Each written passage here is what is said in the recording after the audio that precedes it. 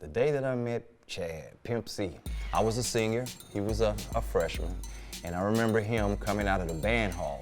Jerry Curl, trumpet player, I was like the celebrated DJ, producer, whatever, and he had a love for hip hop, and he had a love for music. So I took him under my wing, and he became kind of like my little protege.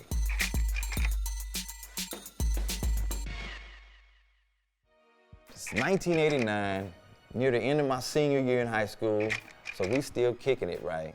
And there's a party that my crew is DJing, and at the time I had a cool-looking Pontiac Le Mans. It was on chrome, tinted out, whatever. And Chad, 9th, 10th grade, just was hanging out with the singers, hanging out with his big OG or whatever. So we took him for a ride, and I remember, never told anybody this. Don't know if he ever told anybody this, but we were drinking 40 ounces, and Chad in the backseat of my Le Mans. You know, he a youngster, so we didn't think anything of it. And Chad say, man, I want a 40. I ain't never had a 40 before. And we looked at Chad like, you want a 40? You a Jerry? You our little brother, done it, what? And we bought him a 40. And he drank, to my knowledge, from out of his mouth. He said it was his first 40 ounce. That's a big deal in the hood, you know? And for him to share his first 40 ounce with me has always been a special thing in my heart. The first time I heard about Pimp C is when he brought the Tell Me Something Good finished version to my house. And he popped the cassette in my tape deck, and it was the first time I'd heard Chad Butler, MCC, now Pimp C, go that raw on the record. And it blew me away, it blew everybody in the room away, because we never heard a Port Arthur rapper rapping that raw. We all know the story on how successful that song and the first album went. And when it was time for him to do a second album with Jive, he was looking for help. Chad was big now. I'm still down here. He would take out time to come listen to what I was doing, and he ran across a couple of tracks that he thought had potential for what they were trying to do. I was flattered, I was humbled. I produced 4 records, 3 of the records made it, 3 16s. I Left It Wet For You, and Don Perignon made the record.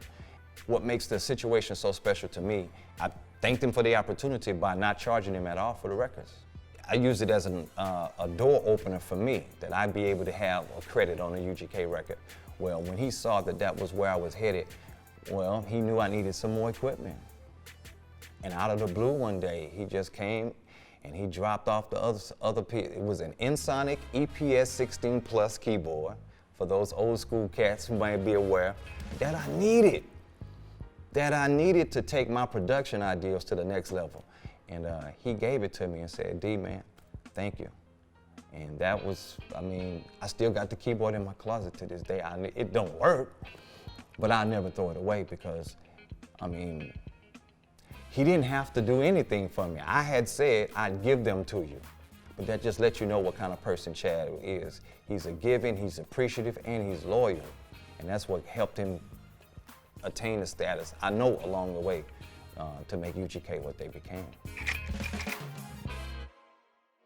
The Pimp C that ultimately became Pimp C, I didn't really know intimately. And I just longed for that dude to return and just tried to be the voice in his ear when I could to remind him of who Chad Butler was. Don't lose that dude. Stay in love with the music. Let it be about the music. I lost my way. I forgot about the music, and it almost ruined my life, man. Don't let it ruin you. That was the basis of a lot of our conversations from that point on. But I'm still proud of the dude. And he always, you know, that's my little bro.